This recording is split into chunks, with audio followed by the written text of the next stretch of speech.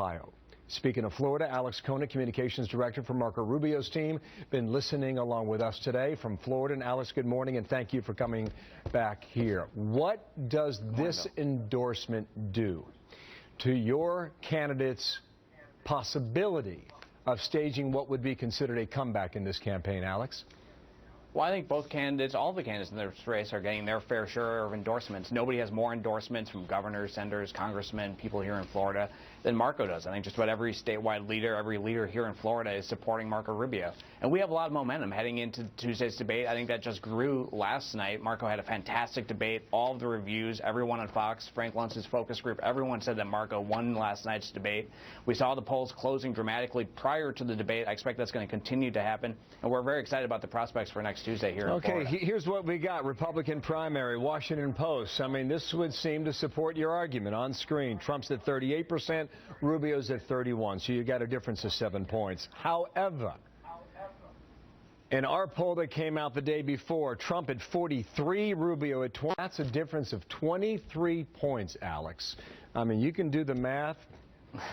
Average them together, but it is clear that you trail in your home state. As it stands right now, that would be a do or die, correct? There's no doubt that the polls have been all over the place. We've seen the polls all over the place throughout this race. Heck, on the day of the Iowa caucuses, there's a poll that said Trump was going to beat Marco there by 14 points. Of course, we ended up tying Trump effectively in Iowa. And the most accurate polls here in Florida show the race closing dramatically. And just as important, Bill, we're winning the early votes and we're winning the absentee votes. As of today, Marco is way ahead of Trump in terms of the votes that have already been cast. And I think as voters near making a final decision next Tuesday in the Florida primary, here's a very important thing that they have to consider. Any vote for anybody other than Marco is effectively a vote for Donald Trump, because Marco is the only candidate who mathematically can defeat Donald Trump here in Florida. So if you like Ted Cruz, if you like John Kasich, and you want to stop Donald Trump, you need to vote for Marco here in Florida on Tuesday, because he's the only one that can stop Trump. Yeah, on this debate last night, some described it as civil. I think Trump described it that way. It seems, and I mentioned this an hour ago, that Trump was doing his rope-a-dope. I mean, he was Ali in the ring, and guys weren't quite sure how to respond to him. Now Marco Rubio has tried several different tactics, and none has proved successful to date. Has Trump's strategy confounded your own strategy on how to fight back with him? Well, I think there's two things going on here. One is the media is just utterly fascinated by Donald Trump. I mean, I just sat in a chair here for 45 minutes while you showed an entire press conference where no news was made. The only news that was made was that Trump conceded that the public persona is different than the private persona, but Alex, which I think is actually reflected in the debates last night. Listen, this wasn't just anyone who was coming out in support. This was a former rival who's been in the game for the past 7 months.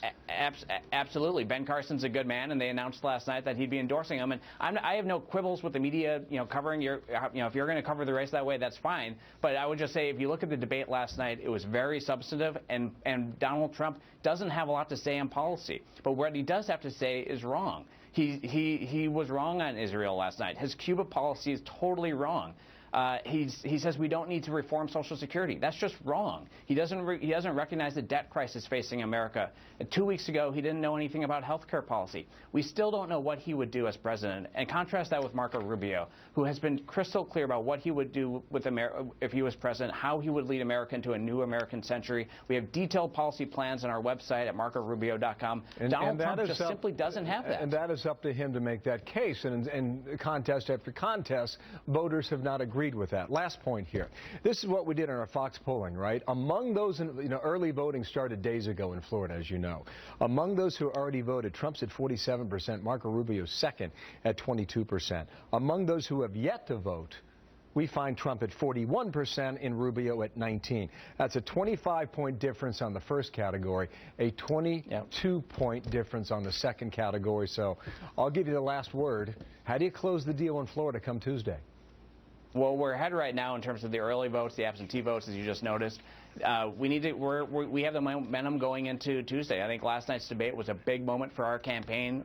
Voters saw what they knew from the start, that this is a generational choice about what kind of country America is going to be in the 21st century. Is this going to be a country that where our kids can do what Marco's parents did for him, or is this going to be a country where we end up looking more like the rest of the world? There's a lot at stake at this election.